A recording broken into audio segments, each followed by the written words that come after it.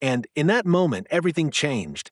Nathan Carter's hands trembled as he stood in the doorway, his usually sharp gaze clouded with something Maya had never expected to see in a man like him: helplessness. The baby in her arms let out a soft whimper, and Nathan flinched as if the sound physically pained him. "You weren't supposed to find him," he said, his voice rough. Maya tightened her hold on the child instinctively. "You have a baby," she said slowly, "and you didn't think to tell the person cleaning your home?" Nathan's jaw clenched. "I pay people to clean, not to ask questions." A flicker of anger rose in Maya's chest, but she pushed it down.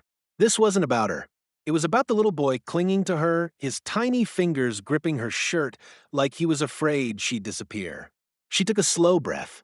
"How old is he?" 8 months, Nathan muttered, finally stepping further into the room. He didn't reach for the baby. Instead, he shoved his hands into his pockets, his shoulders tense. Maya studied him. The way his eyes flickered to Liam but then darted away, the way his entire body seemed braced for something terrible. This wasn't just a rich man being careless. This was fear. "Where's his mother?" she asked carefully. Nathan's expression darkened. "Gone." Just one word. But the weight behind it was crushing. Maya didn't press. She knew what loss looked like. Instead, she shifted Liam in her arms, bouncing him gently. The baby let out a gurgle, his tears drying as he stared up at her with wide, curious eyes. Nathan watched, something unreadable flashing across his face. He doesn't usually stop crying like that. Maya arched a brow. When was the last time someone held him? The question hung in the air, heavy and accusing. Nathan's throat worked as he struggled to answer. "The nanny quit 2 weeks ago," he admitted finally. "I've been managing." Maya's stomach twisted. Managing. That explained the sterile nursery, the eerie silence, the way Liam had cried like he'd been alone for far too long. "You left him here, by himself?" she asked, her voice dangerously quiet. Nathan's face flushed. "I have cameras. I check in." "Cameras don't hold babies, Mr. Carter." For a moment, she thought he might snap at her. But then his shoulders slumped, the fight draining out of him. "I don't know what to do," he whispered, the admission raw. Maya's anger softened. She recognized that kind of desperation. She'd felt it herself once. Liam cooed, breaking the tension, and Nathan's gaze snapped back to him. For the first time, he really looked at his son, not as a problem to be solved, but as a child. His child. Maya took a step forward. "Here," she said gently. "Hold him." Nathan stiffened. You're his father," she said firmly. "He needs you." Hesitantly, Nathan reached out. The second Liam was in his arms, the baby's face scrunched up, a fresh cry building in his tiny chest. Nathan froze, panic flashing in his eyes. Maya didn't take him back. Instead, she guided Nathan's arms, adjusting his hold. "Support his head." "Yes, like that. Now rock him just a little." Nathan obeyed, his movements stiff at first. But slowly, Liam's cries quieted. The baby blinked up at his father, his tiny fingers reaching. Nathan's breath hitched, and then a single tear rolled down his cheek. Maya looked away, giving him the privacy to break. By the time Nathan spoke again, his voice was steadier. "I didn't think I could do this." Maya met his gaze. "You're not alone." For the first time since she'd walked into this penthouse, something like hope flickered in Nathan's eyes. And in that moment, Maya knew she couldn't walk away. Not from Liam. And maybe not from his father, either. The penthouse was silent except for the soft hum of the air conditioning and the occasional coo from Liam, who had finally drifted into a peaceful sleep in Nathan's arms. The weight of the child against his chest was unfamiliar, terrifying. And yet, for the first time since becoming a father, Nathan didn't feel the crushing urge to hand him off to someone else. Maya had settled into the armchair across from him, her dark eyes watching him with an expression he couldn't quite decipher. Not pity, not judgment, just quiet understanding. He cleared his throat, breaking the fragile silence. "I should explain." Maya tilted her head slightly, but didn't push. She had a way of listening that made him feel like the words were his choice to give, not hers to demand. Nathan exhaled, his fingers absently tracing the curve of Liam's tiny back. His mother, Sophia, was my fiancée. We were together for 3 years. I thought she wanted the same things I did. His jaw tightened. But the second she found out she was pregnant, everything changed. Maya's gaze didn't waver. She didn't want the baby? A bitter laugh escaped him. Oh, she wanted him, until she didn't. He shifted Liam carefully, the memories sharp in his mind. She talked about names, nurseries, even how we'd raise him. Then, 2 weeks after he was born, she handed him to me and said, "I can't do this." His voice dropped. She left that night. No note, no calls, just gone. Maya's fingers curled slightly against the armrest, but her voice remained steady. "And you've been trying to raise him alone since then?" Nathan's throat burned. "I hired nannies. They never lasted. Either I was too demanding, or Liam was too difficult, or he cut himself off, shaking his head. It doesn't matter. None of them were what he needed." The unspoken words hung between them. "Until you." Maya looked down at her hands, her thumbs brushing over her knuckles in a slow, thoughtful rhythm. When she spoke again, her voice was softer. "I lost my son." Nathan stilled. She didn't look up. His name was Isaiah. He was 2 when he got sick. There was nothing the doctors could do. A pause. After that, I couldn't be around children for a long time. But when I finally went back to work, cleaning homes, it helped. Being around families, even if they weren't mine. She lifted her gaze to his. Holding Liam today, it was the first time in years I didn't feel like I was betraying Isaiah by loving another child. Nathan's chest ached. He had expected judgment, resentment, even contempt from her. Not this raw, shared understanding of loss. Liam stirred in his arms, letting out a tiny sigh before settling again. Maya smiled faintly at the sound, but there was sadness in it. Nathan hesitated, then asked the question that had been gnawing at him since he'd walked in and seen her cradling his son like he was something precious. "Would you stay?" Maya blinked. "What?" "Not as a cleaner," he clarified quickly. "As Liam's nanny. Full time." He rushed on before she could refuse. "You'd have your own space here, whatever salary you want. His voice cracked. "I don't know how to be what he needs." Maya studied him for a long moment, her expression unreadable. Then slowly she nodded. "On one condition." "Name it." "You have to be part of his life." Her voice was firm. "Not just the man who pays the bills. You have to learn him. His cries, his smiles, what he likes and doesn't like. You have to try." Nathan swallowed hard. He wanted to argue, to tell her he didn't know how, that he'd already failed too many times. But the way Liam curled trustingly against him, the way Maya looked at him like she believed he could do this. "Okay," he whispered. Maya held out her hand. "Deal." Nathan reached out, gripping her fingers. Her skin was warm, her grip steady. "Deal." And for the first time in 8 months, Nathan Carter felt like maybe, just maybe, he wasn't doomed to fail after all. The penthouse no longer felt like a museum. Nathan noticed at the moment he stepped inside, after a grueling 12-hour day, the air was different. Warmer, lighter. There was music playing softly from the kitchen, something smooth and soulful that didn't match the cold, modern aesthetic of his home. And then there were the smells, something rich and savory simmering on the stove, mingling with the faint sweetness of baby lotion. He followed the sounds to the living room, where Maya sat cross-legged on the floor with Liam in front of her, surrounded by a colorful array of toys that definitely hadn't been there that morning. The baby was giggling, his tiny hands slapping at a stuffed elephant as Maya made exaggerated animal noises, her face alight with amusement. Nathan stood frozen in the doorway, something tight and unfamiliar twisting in his chest. Maya looked up, her smile fading slightly when she saw him. "Oh, you're home early." "Early?" It was past 8. He almost said so. But then Liam turned his head, spotting him, and let out an excited squeal. Nathan's breath caught. "He recognizes you," Maya said softly. Nathan swallowed. "I didn't realize babies could do that. So young." Maya arched a brow. "They're people, Mr. Carter. Just smaller." He winced at the formality. "Nathan," he corrected. If you're going to live here, you might as well use my name. Maya studied him for a beat, then nodded. Nathan. Liam chose that moment to lunge forward, toppling onto his stomach with a surprised grunt. Maya laughed, scooping him up before he could cry. Someone's eager to crawl. Nathan hesitated, then stepped further into the room. Can I? Maya didn't hesitate. She passed Liam over, their fingers brushing briefly. In exchange, the baby settled against Nathan's chest easily this time, his tiny fists gripping the lapels of Nathan's suit jacket. You're getting better at that, Maya noted.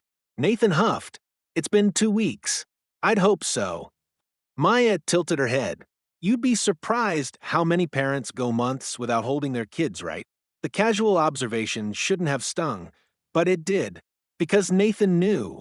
If not for Maya, he would have been one of them. Liam yawned widely, his eyelids drooping. Maya stood, brushing non-existent lint from her jeans. I should get him ready for bed. I can do it. The words were out before Nathan could think them through. Maya paused. You sure? No. Yes. She nodded, stepping back. Bath's already run. Just don't drop him. Yeah, I know. Maya smirked.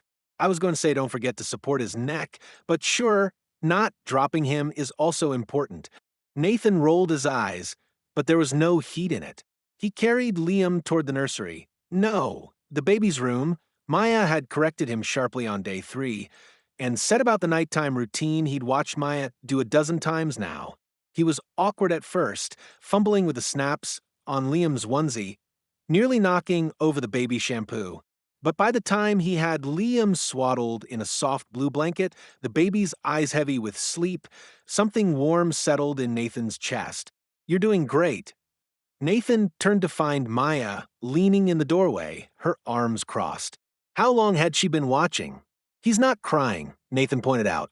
Maya smiled. Progress. Later, after Liam was asleep and the penthouse was quiet, Nathan found Maya in the kitchen, stirring a pot of something that smelled incredible. You didn't have to cook, he said. Maya shrugged. I was hungry. Made extra. Nathan hesitated, then grabbed 2 bowls from the cabinet. Smells good. Maya shot him a look. You've been living off takeout and protein shakes, Nathan.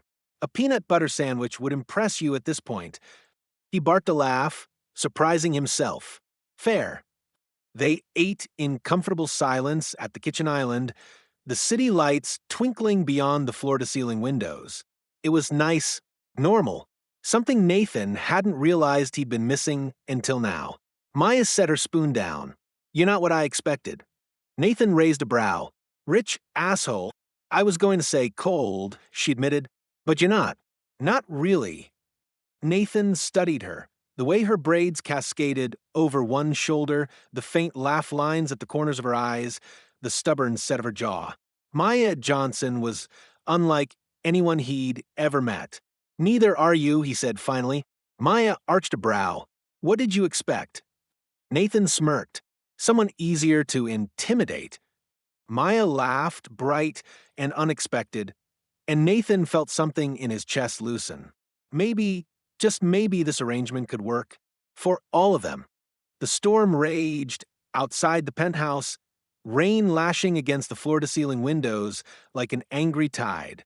Nathan stood by the glass, watching lightning fork across the skyline, his reflection a ghostly silhouette against the darkened city.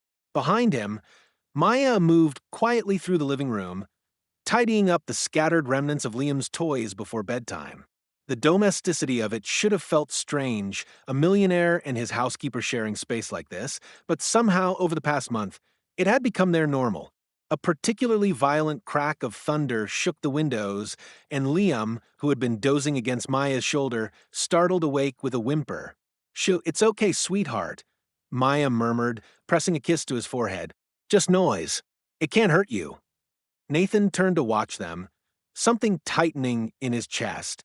The way Maya comforted his son, so natural, so effortless, was a far cry from his own clumsy attempts at parenting. He still didn't quite understand how she made it look so easy. Another thunderclap. Liam's face scrunched up, a wail building in his tiny chest. Here,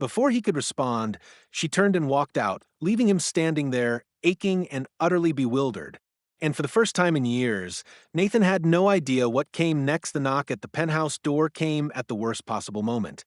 Nathan stood frozen in the kitchen, his hands still wet from washing Liam's bottles, while Maya, who had been carefully avoiding his gaze all morning, paused mid-step with a stack of folded baby clothes in her arms. The tension between them had been thick enough to cut with a knife ever since that night, and now the sharp rap of knuckles against wood shattered whatever fragile truce they'd managed. "I'll get it," Maya muttered, setting the clothes down and moving toward the foyer.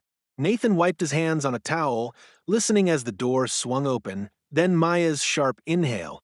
"Can I help you?" Her voice was colder than he'd ever heard it. A familiar laugh, smooth as silk and twice as venomous, sent a bolt of ice down Nathan's spine. "No, not now." He rounded the corner just in time to see her. Sophia, draped in a designer coat that probably cost more than most people's rent, her honey blonde hair perfectly styled despite the drizzle outside. She looked every inch the society princess she'd always been, from her manicured nails to the diamond studs glinting in her ears. And she was smirking at Maya like she was something stuck to the bottom of her shoe. "Well," Sophia drawled, her gaze flicking over Maya's jeans and simple t-shirt with obvious disdain. "Aren't you adorable?" Maya's spine straightened. "You must be Sophia." Sophia's perfectly sculpted brows rose. "Oh, he told you about me? How quaint." She stepped forward without invitation, her heels clicking against the marble. "Nathan, darling, aren't you going to invite me in?" Nathan's jaw clenched. "What do you want, Sophia?" Sophia's smile didn't reach her eyes. Can't a mother visit her own son? The word mother hit like a slap. Nathan saw Maya flinch out of the corner of his eye.